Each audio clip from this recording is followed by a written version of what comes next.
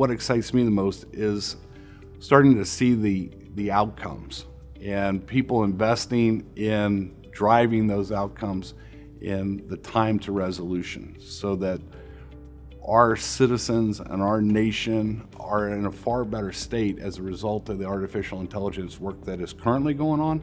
But the potential is unbelievable. It's just limitless. And as we get all this data, particularly as we discuss looking backward and taking advantage of history in the analysis, will undoubtedly drive better outcomes in a faster manner. I think the biggest challenge that whether it's government or industry, is that the groups that have a data structure team that understand what they have, what format it's in, how to get it into the system to be able to draw off of it. If they've got that structure in place, then they go down the path of using artificial intelligence as a particular project. You know, the recommendation from most everybody is don't try and start too big. Figure out what it is, the problem you're trying to solve, because you're going to constantly be adding new processes to try and get different outcomes. So you'll think about, hey, I just want to get down the path and solve this one thing, and 10 other things will creep into it that you didn't even think about. Recommendation is start off with a few small projects. I think you'll find that the Department of Defense is a little more advanced in this stage than some civilian agencies. I'd probably say half the civilian agencies have ongoing AI projects. More than 78% of them either have them going or plan to have them going. Then it's a question of getting to the funding, because these are challenging times. So you've got to figure out, how do I get this implemented without a huge budget to fund it? So I'm very excited. Back in, I guess a few months ago at NVIDIA's GTC event in San Jose, we introduced a joint project. ARI is the product name.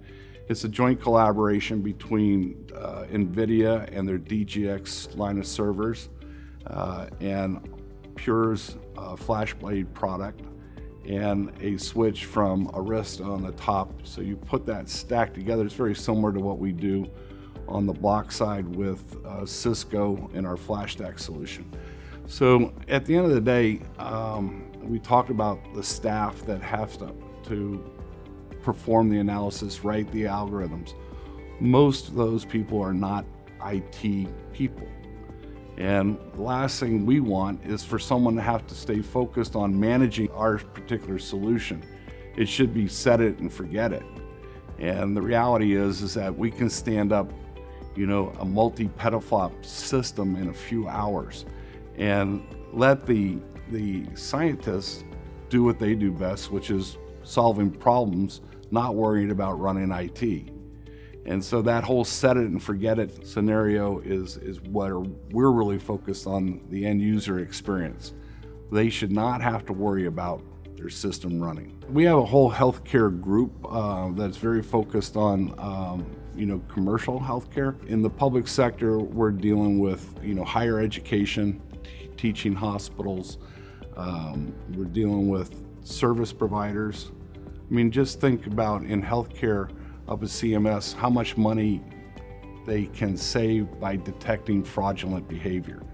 AI is used to do that. What you don't want is the same check cut 3 times to, a fraudulent actor.